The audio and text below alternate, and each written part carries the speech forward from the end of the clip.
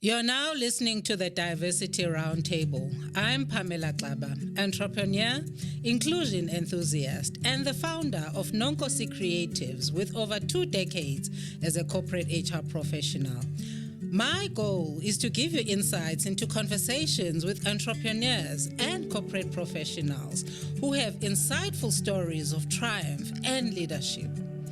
I uncover my personal journey from cultivating diversity and promoting inclusive communities.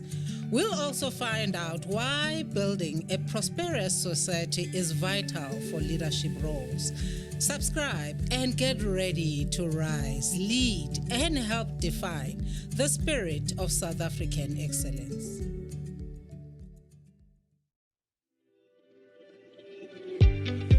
Hey everyone, Marlene here, Franklin CVY, South Africa.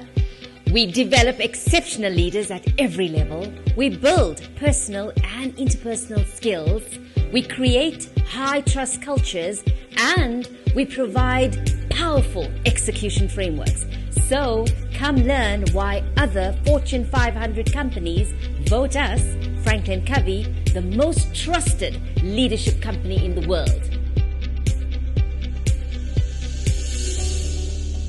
Good day. Thank you for coming in. Thank you for tuning in. I am your host, Pamela Xaba, for the Diversity Roundtable.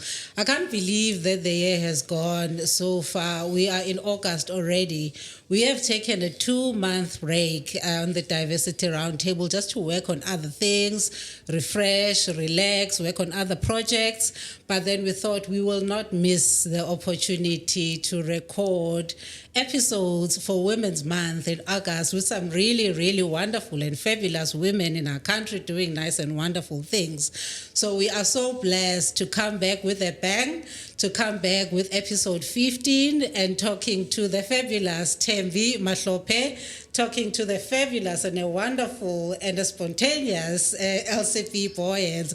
So I am so really excited. So please stay tuned. We're going to really have a really nice, wonderful discussion. And really the theme for the month of August is the ability to be. So just for context, this is a follow-up from an episode that I did with Connect HR last month, where I was talking about my journey, showing up authentically as yourself and your ability to be and own your space. So I thought, look, maybe let's have a follow-up discussion, being Women's Month, with other women around this theme in terms of what does it mean, the ability to be for them, looking at their journeys, looking at their experiences, sharing their stories, and inspiring, other women, inspiring the young professionals, inspiring the entrepreneurs out there to say, look, life is not an easy road. There are challenges, there are wins, there are joys, but we have to keep going and keep moving. So ladies, welcome. Welcome, Thembi.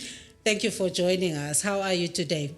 Thank you for this wonderful opportunity. I'm doing great. I'm excited about this session. Yeah, I'm looking forward to more engagement. Awesome. Elsa B, over to you. How are you doing? How are you feeling? Thank you for joining us. I'm great, thank you, and thank you for having me. And I think we're going to have an exciting half an hour. Yeah. It might even stretch longer, who knows? We might have such fun. With you, anything is possible. No, ladies, thank you so much. Let's get into it, right? So it's August, it's Women's Month. In the South African context, we're talking about the ability to be. But before we get into the actual discussion, let's start off with you, Thembi. Can you just introduce yourself, tell our viewers who you are, where do you work, a bit about your personal life, what your passions are. Who is Thembi? Let us get to know you, because obviously you wouldn't be here if you are not a mover and a shaker. So I only invite movers and shakers. So over to you. Thank you, Pam. As you said, my name is Thembi Mahlophe. I'm an HR professional. I've been in the HR space for over 2 decades now, doing having various roles in HR in different industries. I've been in the manufacturing sector. I've been in the banking sector briefly, which was quite nice as well. I've been in the NPO sector. And recently, I've just stepped down. I was a non-executive director for FAMSA National Office, which was quite an enriching experience for me at that level, you know, doing strategic work for the past 6 years. So, yeah, that's Thembi Mahlophe. I'm a mother of 2. Yes.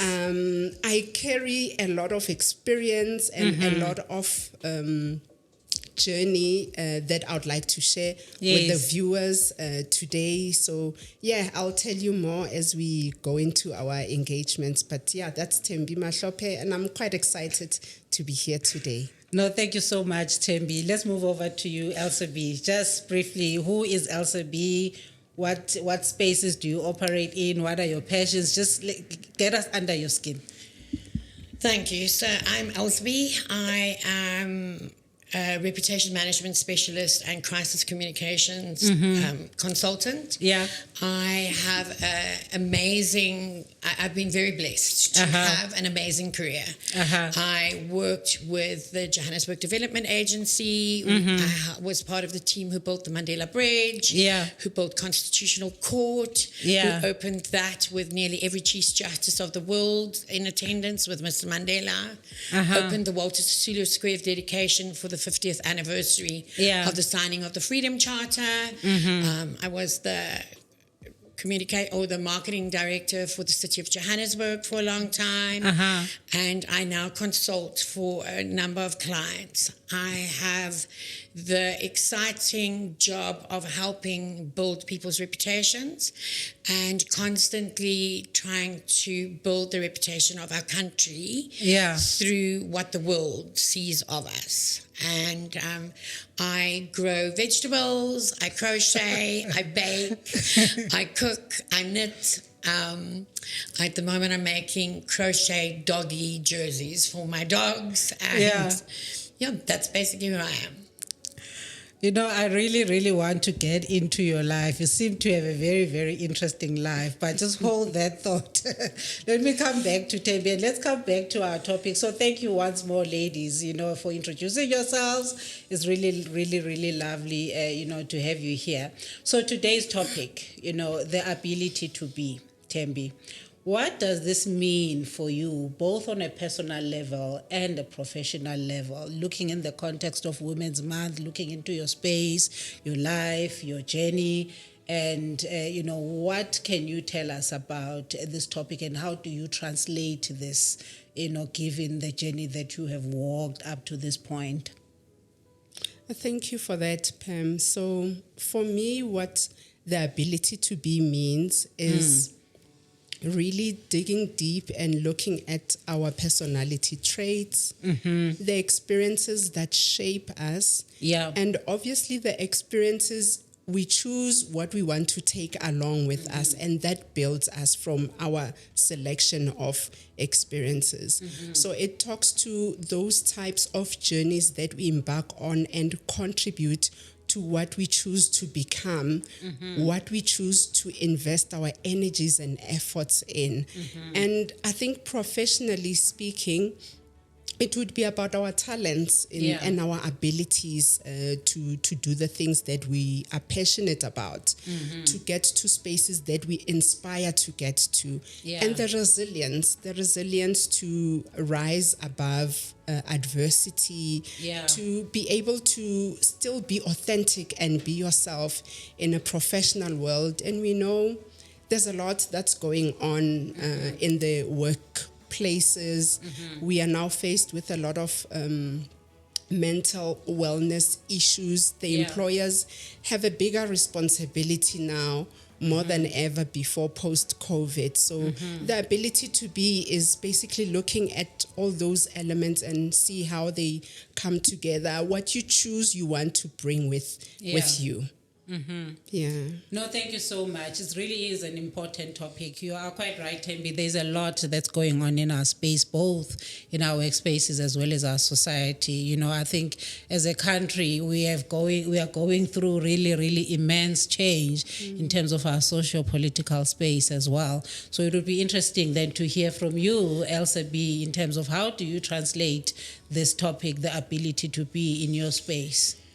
Well, I think the ability to be is important for everybody, and you have to realize you need to stop trying to live up to the Kumalus and the other people. You have to be you, authentically you. Yes. I think everybody knows what you see is what you get with me. I have good days, I have bad days. Yeah. And I think building your reputation, and particularly if you want to talk about your reputation, is you have to be you, and you have to be 100% authentically you. Yes. You have to stop trying to impress other people. Yes. Being you is good enough. And I think the moment you accept that is the moment that life becomes a lot easier. Yes. And we are living in a time of great change and great challenge. Yes. You know, life is tough.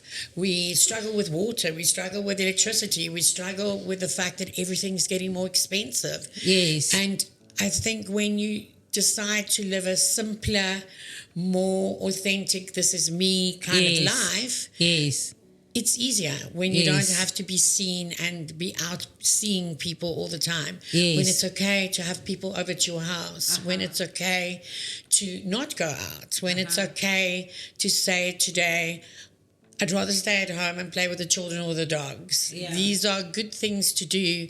You don't have to always just run. You have to stop and just breathe. Yes.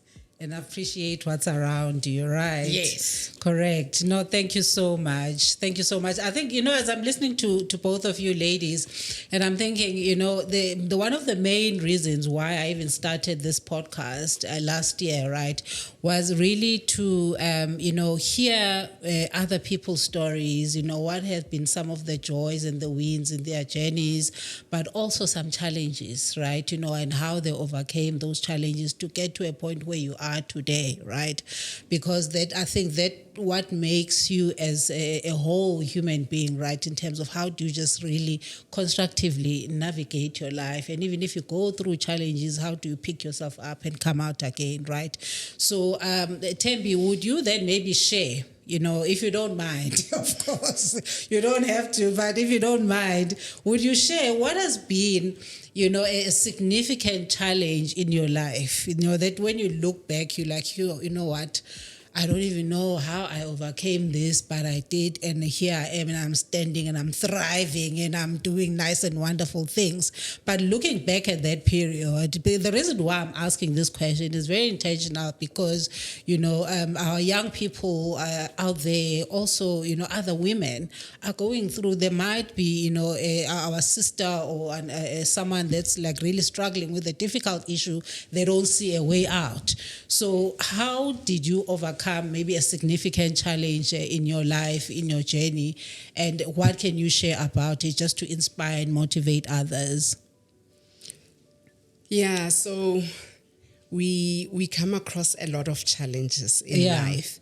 And what I like is with sharing stories is that we learn from other people's stories, and there's things that you don't have to go through them to learn, right? So in my case, there's significant challenge that I champion this, I live by it, is the experience of mental health. So my mother was diagnosed with neurological impairment about 6 years ago. It was around winter in 2018, and I vividly remember when she was diagnosed. She was in hospital and she was diagnosed with Alzheimer's. It was such a big shock to the entire family, because we've never came across such a condition. We've never had a family member that had a neurological impairment. So it was a big shock, and I, for one, experienced challenge with accepting, learning about the condition, and learning what is my part in this journey, because our mother looked after us. Now it looked like the person who must look after us now needs us to look after her. So it was quite challenging in that I had to now learn to navigate what is my role.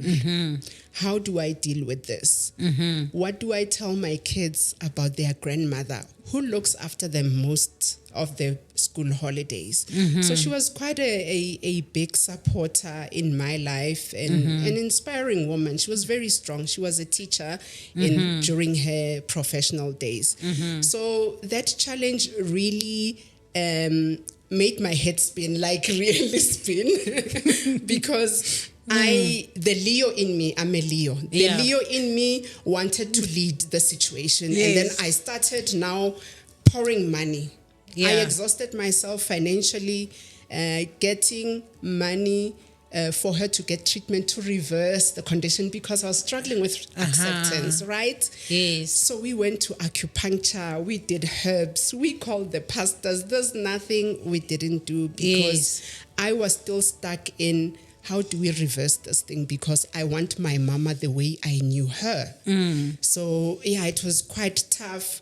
I ended up exhausting myself, not financially, but mentally as well. Yes. Because I was constantly on the run. Like you were saying, we need to sometimes chill and breathe. Yes. I was not. And you wanted to fix it. I wanted to fix it. Because Leos, we want to fix it. And I wanted to control, not just fix. Fix it and fix it now and fix it my way. Yes. So that's what happened to me. And for a very long time, I then neglected my children, my husband, because I was spending time with my mother, looking after her, like spending the entire weekend at her house, thinking that maybe if I'm closer to her, she'll feel better, she'll get better, because most of the family, when they visit, they would say, when she's with you, she looks better. So I started people pleasing as well.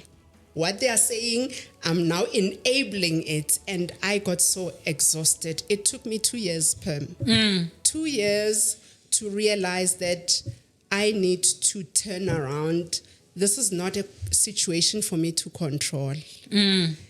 I started to surrender. And it just did not happen automatically. I went and looked for support, counseling, and it was through the counseling sessions that I started to benefit. I started to realize that actually this problem is maybe for me to learn about, but not to stop it. And perhaps it's not a problem, you understand? So I then learned how I overcame that is I accepted. But I think the biggest step for me, the aha moment in this was me seeking counseling, because if I didn't, I would have probably been stuck in that situation for many years. I was exhausted. I was diagnosed with exhaustion. One time in December, my husband was taking me on a holiday 2 days before the holiday. I was just feeling sick. And I said to him, I don't think I'll make it to our vacation.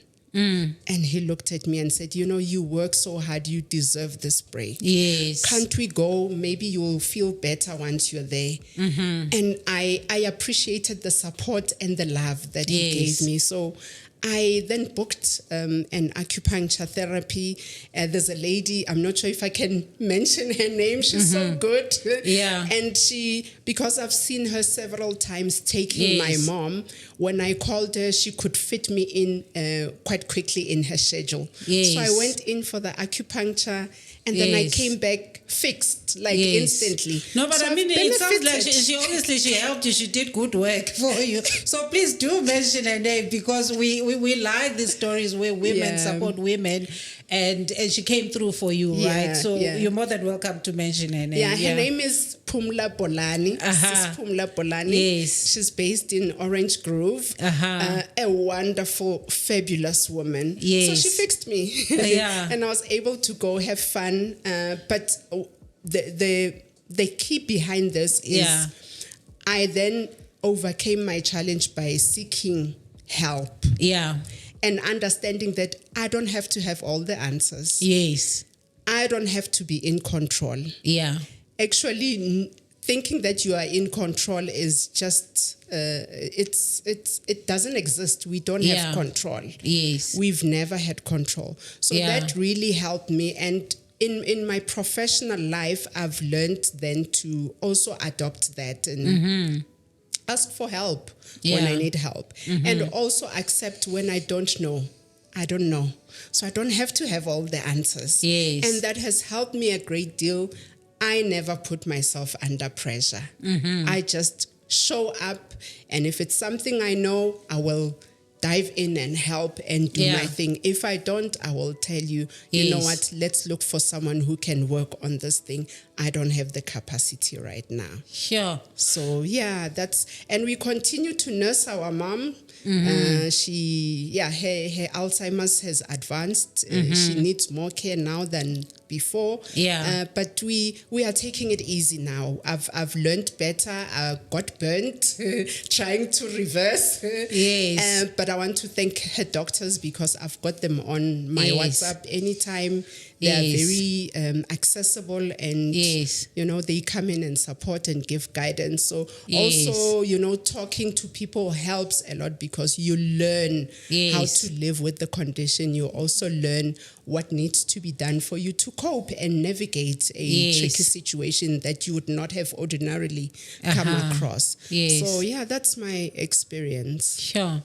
No, thank you so much for opening up, Thembi. Thank you for sharing this story, because it really takes a great deal of courage, takes a great deal of resilience. But also, I think what I found so profound that you said, that it's okay to just say, I don't know, I need help, and reach out to other people so that they can help you and fix you. But then you also fixed yourself because you had the willingness to actually recognize that, you know what, I need support in this journey. So thank you so much.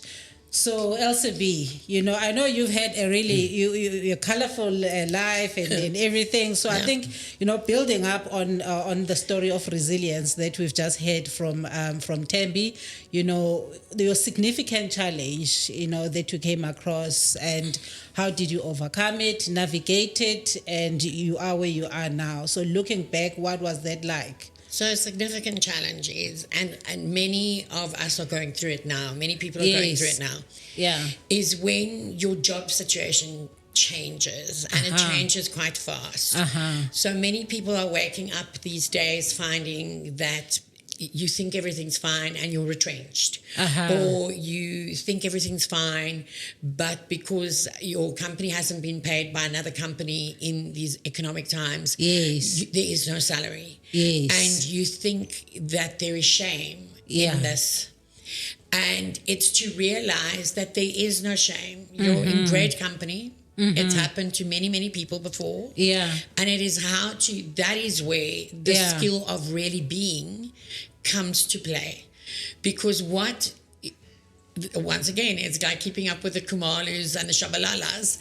Is like, does it matter that I live in a 37,000 Rand a month apartment? Does it matter what car I drive?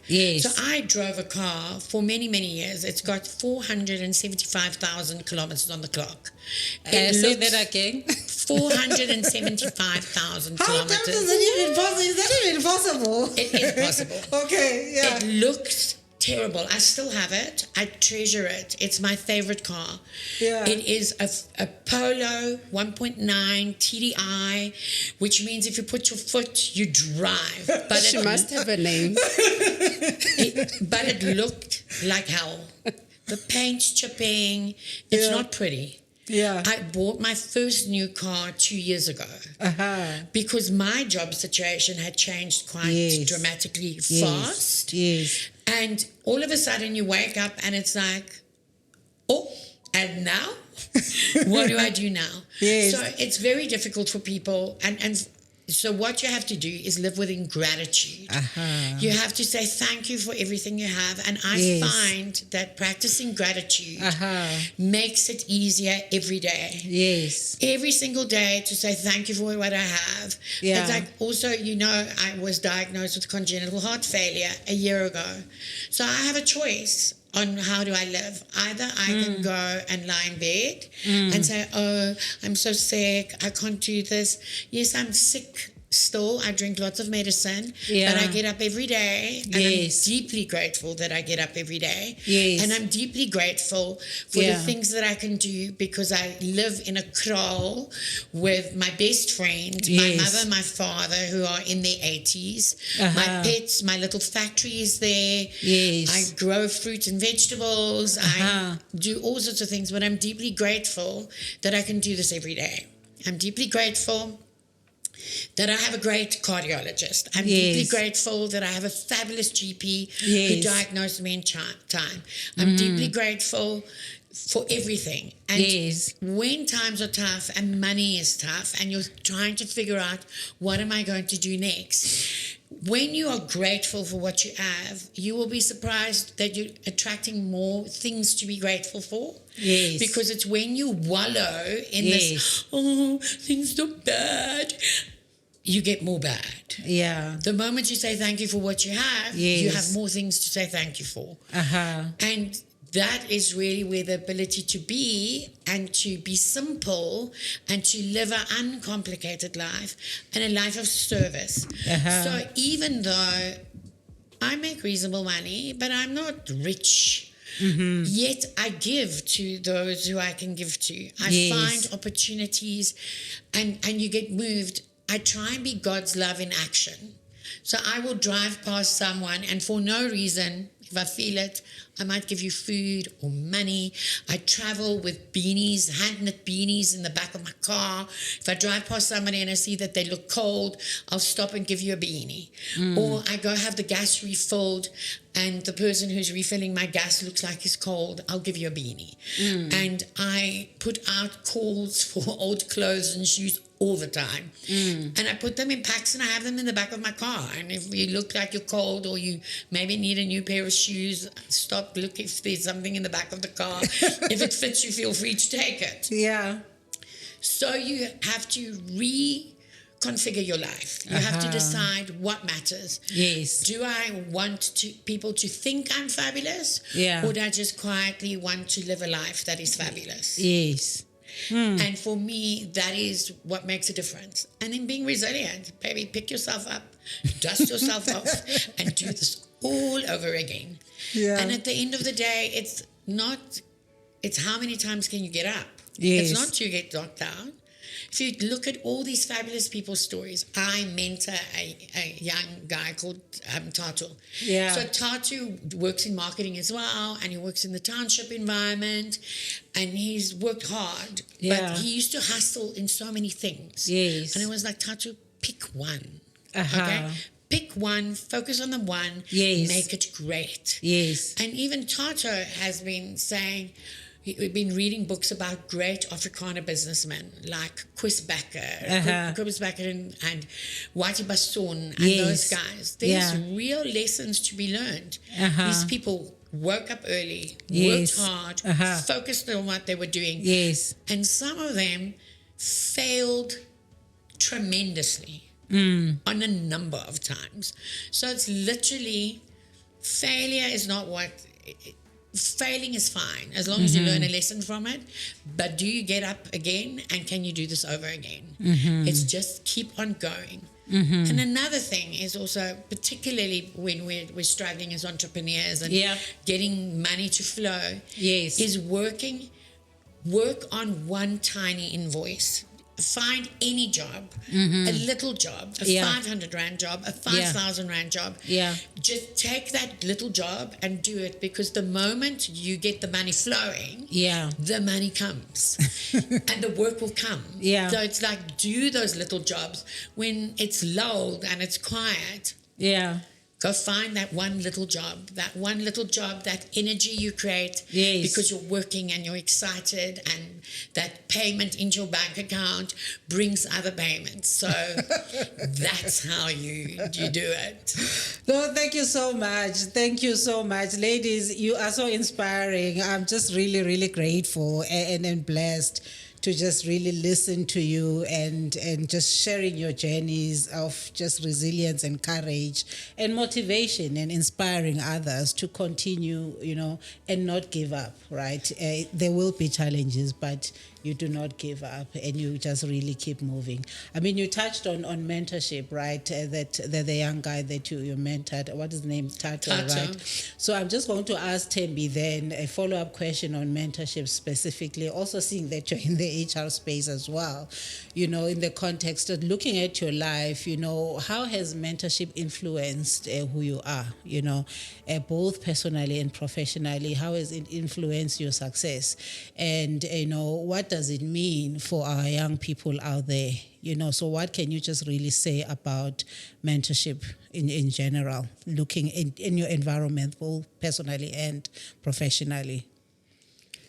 Yeah, so I am a beneficiary of mentorship. Yes, I've benefited immensely, so I cannot underestimate the impact mentorship has on our professional lives, and not just professional, personally as well. So I have I've journeyed with quite a few mentors. And I'll mention my current one. Yes, you're more than welcome to name drop.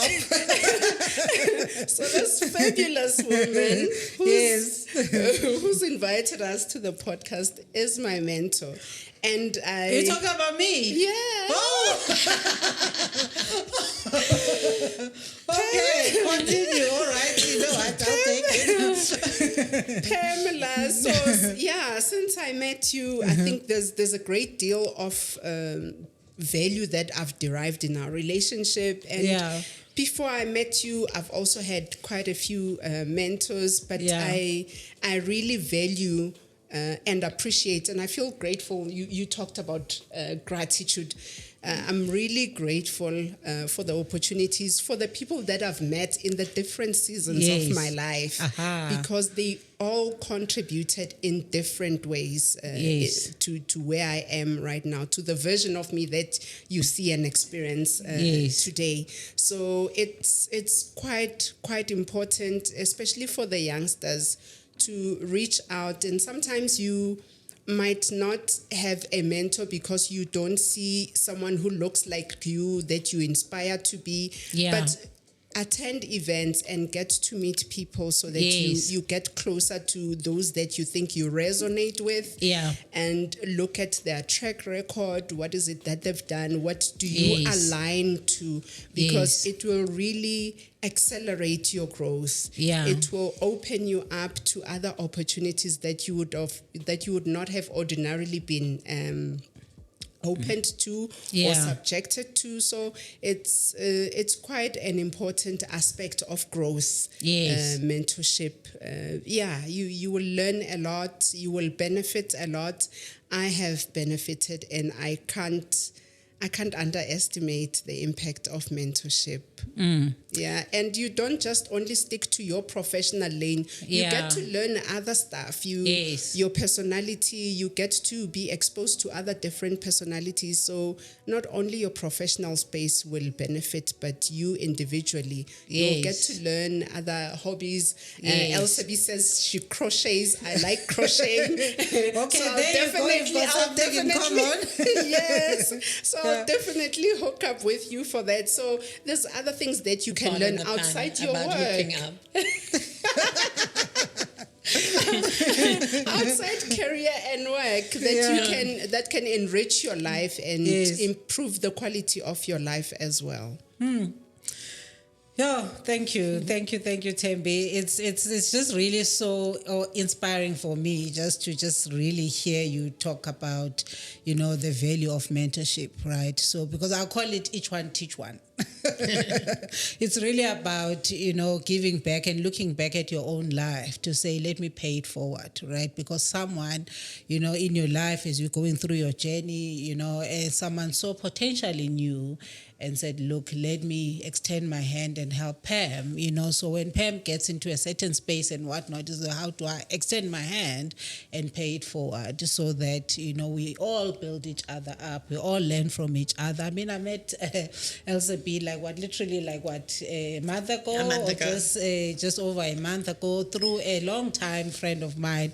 and just really the minute I saw her, and I just started laughing because she's got this contagious positive spirit about her as well. So I think, you know, you receive mentorship in your professional journey, you can receive mentorship in your personal journey, you can receive mentorship through friendships, so you then become a circle of really, you know, inspiring and supportive network. So thank you so much for that.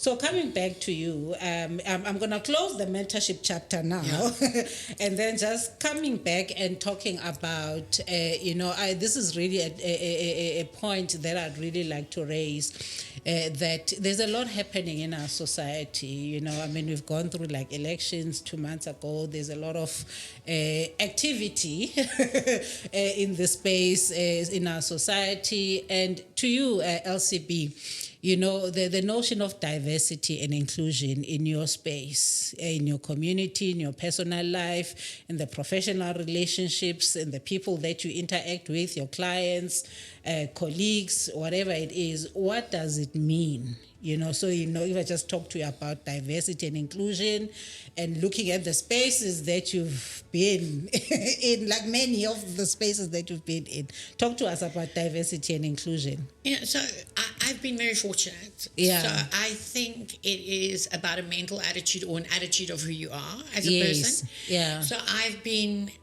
allowed into spaces where you wouldn't expect to see a white Afrikaans girl from Boksburg. Yeah. And you wouldn't necessarily look, although Mr. Mandela had Zelda, also an Afrikaans girl at his side. You know, as Afrikaans girls, we work hard. We do lots of stuff. But it's about where I see my role, and the work that I do is I fangirl about one of my clients so much. Yeah. He is somebody who is a great Black business leader. Yeah. And I look at how inclusive his space is, and that I'm privileged enough to be allowed into the space, because it's not where you would normally expect to find someone who looks like me. And at my age, it's like, these are all young people, but I am nearly 60. So I still go to parties and places where you would expect much younger people. Yeah. I'm very fortunate I work in a space where it's usually women and gay men who do what I do, and in the communications and the sort of advertising, PR-y kind of field. Yes. But it is about feeling what, or knowing what you can contribute. Yeah. I think when you have a very clear description of what you bring to the table, it's much easier for people to accept you. Yes. It's easier, and also when you're a positive impact. Yes. And I think in part of being a whole person and being diverse is build a tribe. Yes. So fill your tribe with people of all shapes, descriptions, because there's something to be learned. It's like, I love it when Tatu tags me in stuff, and when he's writing that he's reading about Afrikaans business people. And he'll tag me because he knows I'm his little Afrikaans, his Afrikaans mama. Yes. But be open to learn from from a Zulu culture, or if you're white and English, go and find something to read in the or even in Hindu classics or whatever. Yes. But broaden your perspective. Be a little bit open-minded. Yes. You know, it's not going to bite you. It's not going to kill you, and it won't hurt when you learn something new. Yes. It might just enrich your life. Indeed, you are rich. Rich in knowledge, LCB, and rich in your spirit, and rich just really in terms of who you are, well-rounded a human being. And it shows, right, that, you know, you've interacted with all sorts of human beings from all walks of life. Absolutely. And it just shows in terms of, you know, how you speak, the language that you use, and just the authenticity and the warmth around you. So we really appreciate you and really thank you so much for opening up your heart and your mind and your life to just come here and share with us and be an inspiration to others who may not still be struggling. Maybe, how do I get into certain spaces, especially spaces of people who do not look or sound like me, right? But a key thing is don't take it personally when you're not allowed into a space. Yes. I also find like FOMO. Yeah. Why do people have FOMO? Yeah. Why do you think you must be everywhere? Why do you think everybody needs to like you? Yeah. Why do you think everybody must invite you to everything? It's quite okay to be left off the list. It's quite okay to accept maybe they don't like me. Yes. Maybe they don't think I add value. Yes. Don't think you're lesser. You just don't. You're not a value to them. Yes. Doesn't mean you don't have value. Yes. Go and carve out your own place of value. Yes. But stop having FOMO. Stop trying to be everything to everybody. You cannot. You are not a chappie and you are not a bottle of Coca-Cola. You are a human being. What examples do you use? No, it's like, in Afrikaans, we have an Afrikaans saying that say, if you want to be a toffee and liked by everybody, somebody's going to chew you. So it is like, you can't be everything to everybody. And you need to select and be selective. It's another way of making sure you remain true to you. Because I find people give up their values and give up their authenticity to be liked by someone. Yeah. People, I'm not the most popular person in many people's stories. I'm the villain. Yes. However, I will stay true to who I am. Yes. There are many people who don't like me. Yeah. But there are many people who do like me and to whom I add value. Yes. Thank you. Thembi. So, Thembi, in your field, in the HR field, so what advice would you give to young women? How can they succeed in the HR field? What are some of the pitfalls that they need to look out for? What are some of the really interesting things that they can engage in the HR field, especially in the evolving world of work today? There's just so much that's going on. The world of work has changed so much. There's a technology factor as well. There's AI. There's all sorts of things. But then there's also relationships that need to be nurtured, right? So talk to us about that. Yeah, I just liked what Elsa B said. Don't want to be liked by everyone. Yes. And we say, I'm not money, so not everyone will like me. We all love money, right? Yes, yeah. So just accepting that you are not money, not everyone will like you. Yes. So the advice that I would share with young HR professionals is that, the world of HR is quite interesting because there's a lot of specialities that one can look into to start with. So find your niche, find your passion, which area you resonate or you are passionate about. But I think from an HR perspective, personally, in terms of your personality, be kind. In whatever area of work in HR you do, be kind. Don't be nice. What's the difference? Can you just tell us? Because being nice, it feeds into, is enabling I want people to like me, right? Yes. And being kind is just being Ubuntu, is embracing the essence of Ubuntu. Yes. And your work will be much easier if you apply kindness in your work, because we work a lot, we do a lot of work that involves relationships, talking to people, sometimes counseling when we are not even counselors, but there's areas where, you need to hold space for someone in the workplace. So, it's quite dynamic. And the other advice is that with the world of work that has changed now, as you were saying, there are a lot of dynamics to look at in terms of providing support and guidance to the organization as an HR specialist, because the employer looks at the HR person to provide guidance.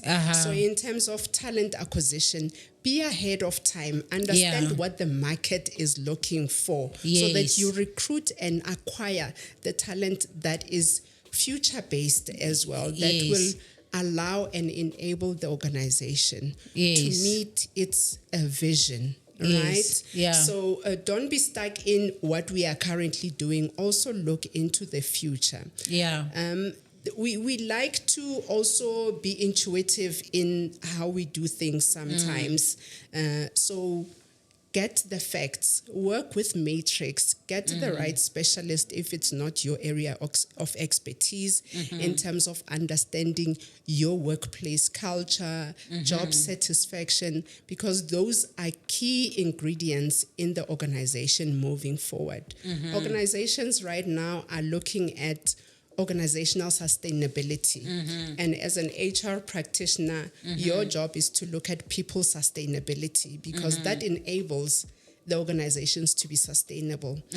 And people's sustainability is basically looking at the social aspect, embedding wellness practices in the workplace, because we know a healthy workforce is a performing workforce. Without people, or if they are sick, you can't really do much, right? So embedding wellness practices, making sure that your people are well looked after, things like those will really empower you as an HR professional and give you the credibility and the relevance in your workspace. So tap into areas that you know will add value in the organization. And the key one is really looking after people. Without people, there's no organization. We can register the entity, get the tender, get the job assignments, but who will now execute if you don't have the people behind it? So looking after people is quite key for me. Because technology can never replace humans, right? True, so it can't. It can't.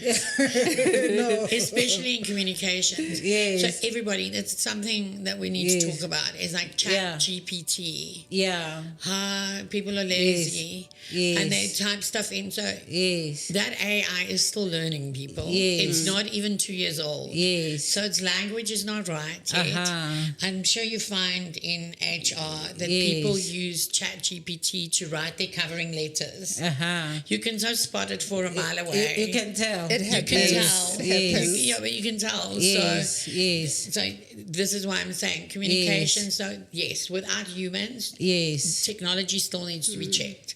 So we're going to need people for a while. We will for a very long time. Yes. No, thank you so much, ladies. I think we've been talking for over 40 minutes, and I'm conscious of time and I'm really enjoying this discussion. But I have two more questions and then just a conversation starters. And I think you mentioned you do a lot of things, Elsa B. You've mentioned most of them, and now I'm intrigued. And you also mentioned your condition around heart failure, and I'm thinking that with your busy life and interacting with so many people, how do you balance? Right, your physical well-being, your mental well-being, your holistic well-being in general, and just to always just be clear that I want to show up. I'm living with this condition, but mental health, well-being. Talk to us about that. So it was quite a shock. So I live a dynamic life, and I've always lived a very dynamic life. I used to go to gym 6 days a week, twice a day. I was fit. And you wouldn't. One morning I woke up and I literally ended up in hospital with a heart function of 0.04, which is nearly nothing. And for a long time I felt a bit sorry for myself for a couple of days in hospital. But then you sort of have to pull yourself towards yourself and say, okay, this is what it is. Now I have to decide, how am I going to live? I have built my tribe. So my tribe is important. Yes. Tribe is people who contribute to you, Uh-huh. who will hold you up.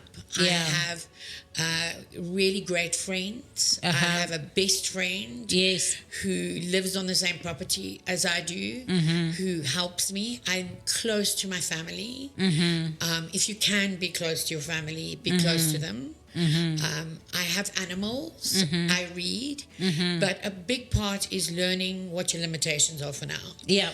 While you're recovering, if you have to go lie down, go lie down. Yeah. The world is not going to come to an end if you do not write this piece of writing right now. As long as you still make your deadline, do manage your time. However, if you are feeling ill, go lie down. Stop trying to do everything all the time. Acknowledge your body. Acknowledge your spirit. So for spirit, it's good when you practice gratitude. It's good when you give. It's good when you serve. So when you are helping other people, it's very difficult to feel sorry for yourself. It's really very difficult. You are quite right. You are quite right. I have seen that myself. So try and live a life of service. And I also think if we stopped focusing on self and we focused on community, we would be living in a different country. We would be living in a different society. Life would look very different. And also be in nature, garden, grow food. I'm very proud of my watermelons I grew last year. And my father and I were walking in the garden talking about where am I going to plant my next batch of watermelons and how, because watermelons are difficult to grow. Yeah. So I want to grow more watermelons. Yes. Because I don't want to pay the kind of money that you have to pay for watermelon. I'm a little bit ship. I like a deal.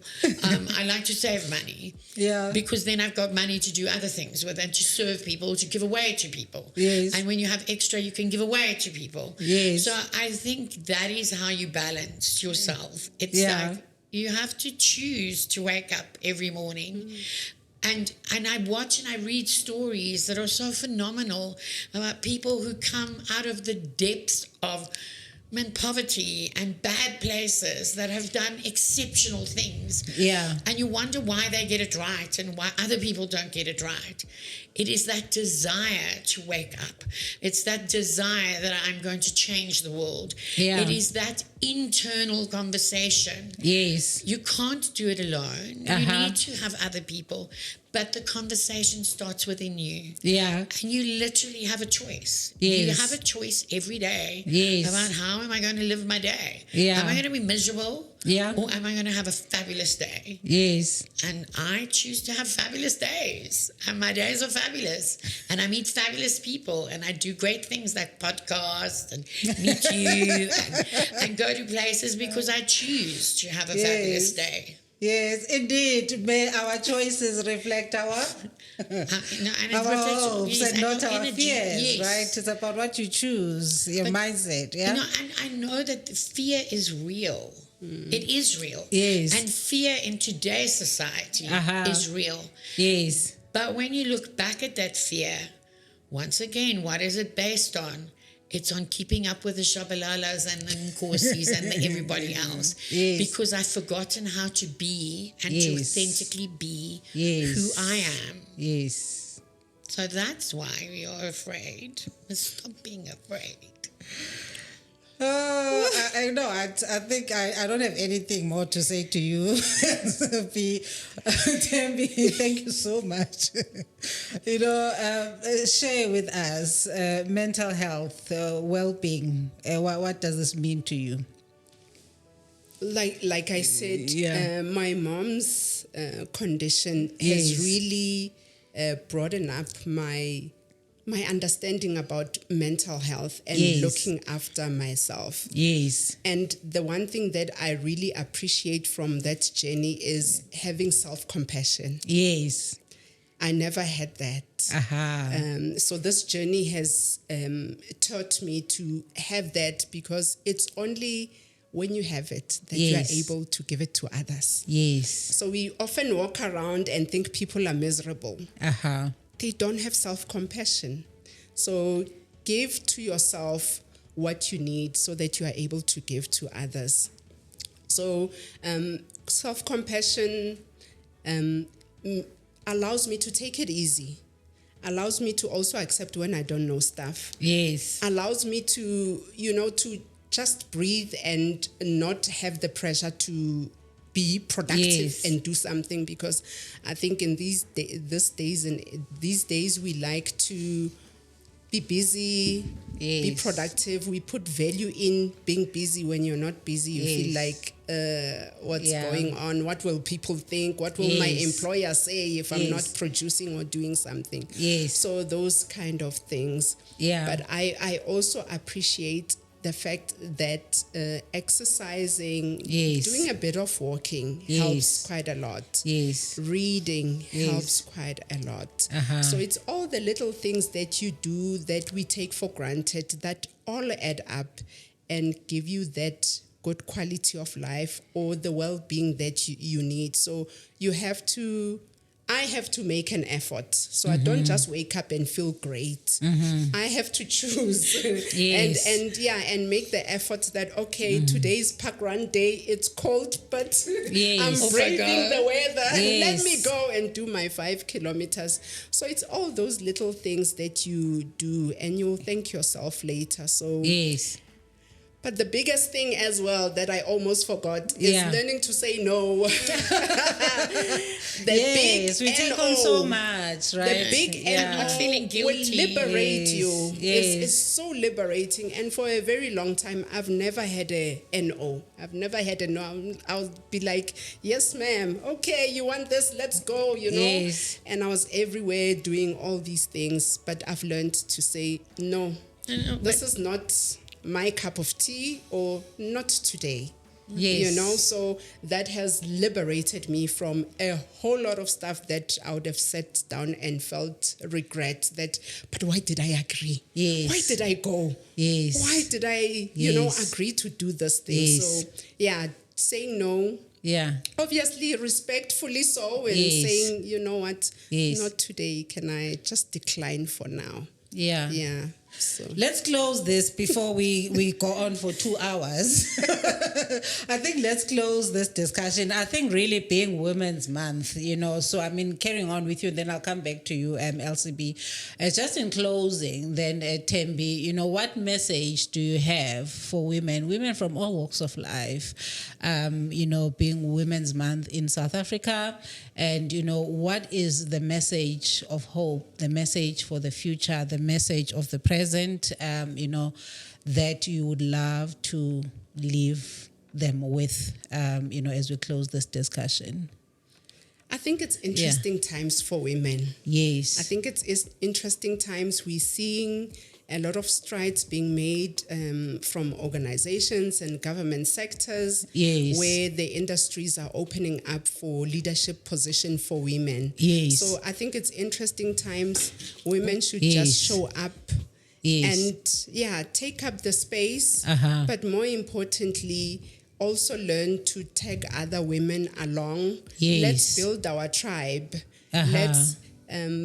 Let's add value to the sisterhood. So that we have more women tagging along, also benefiting, and learn that it's not competition. It is collaboration.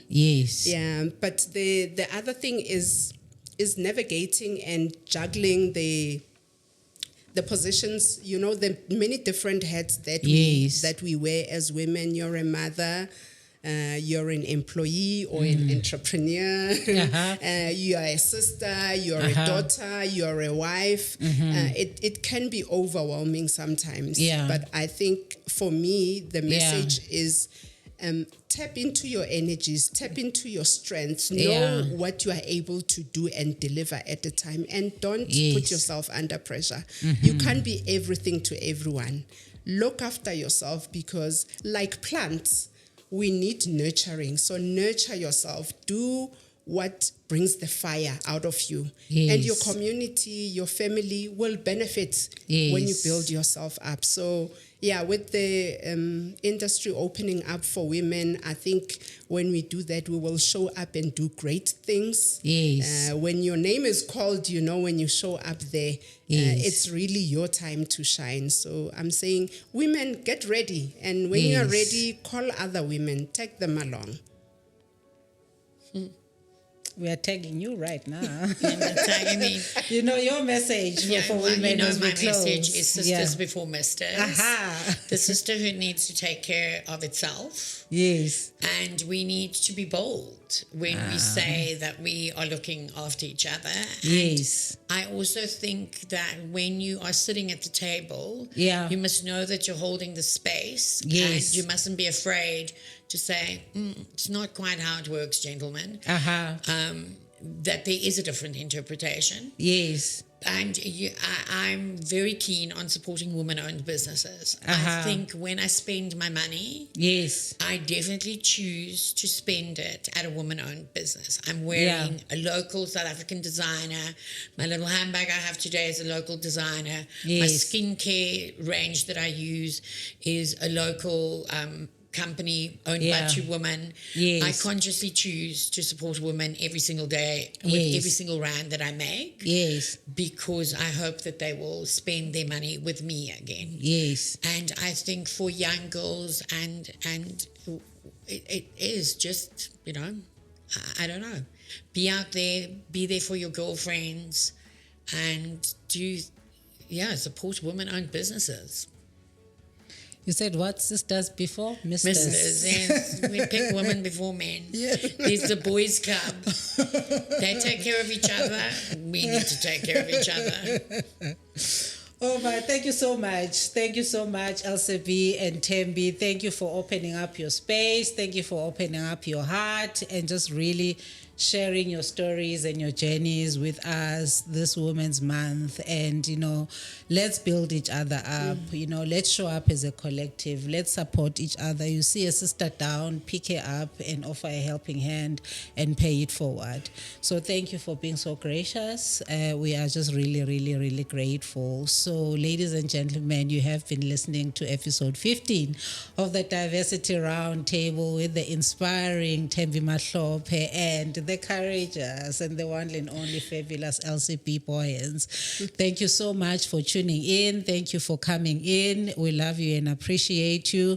Look out for this episode that will follow. We have another. Actually, sorry, this is a series of 2 episodes for Women's Month. In August, we are recording a follow-up episode still on the topic of the ability to be with the other 2 lovely ladies that will release the episode later this month, which is Tabile Kulu and Ginny Mieni. So I have 4 fabulous women this August that are having really courageous and inspiring conversations with me. I'm so blessed and I'm grateful. I hope you enjoy your journey of life and keep on being strong and showing up with courage and showing up boldly. Thank you so much, ladies. Thank you. Thank you, Pam. Franklin CVY South Africa actually does is really around leadership development. And developing leaders at all levels, instilling greatness, instilling habits of effectiveness in people, which I thought, it's funny how the universe works. To your point, that when you get into certain spaces, you then start attracting like-minded people. You start attracting those things that you really needed. Because what I really needed at that time to boost my confidence and to boost my self-esteem, again, because as you can understand, coming out of a corporate environment, then you're on your own. Sometimes your self-esteem can take a knock, right? And I was like, okay, actually there's someone who believes that, someone who holds such a big brand, they believe that I'm doing great work.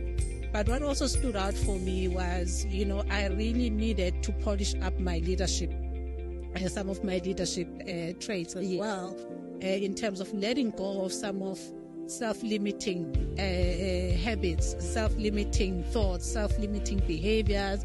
How do I show up in my full self? And the more I got into the Franklin CVY content, it's, when you get those aha moments and you get that thing that says, you know what, I'm in the right space. And I'm just really particularly excited that, more and more people then will get to experience the great work that Franklin CVY does, because it really, one is a confidence booster. Yes, that's what it has done for me, because people are like, oh, actually you associated with this big brand. Yeah, then immediately that lifts your self-esteem, that lifts your confidence, but also knowing that I can help other people, right, who may be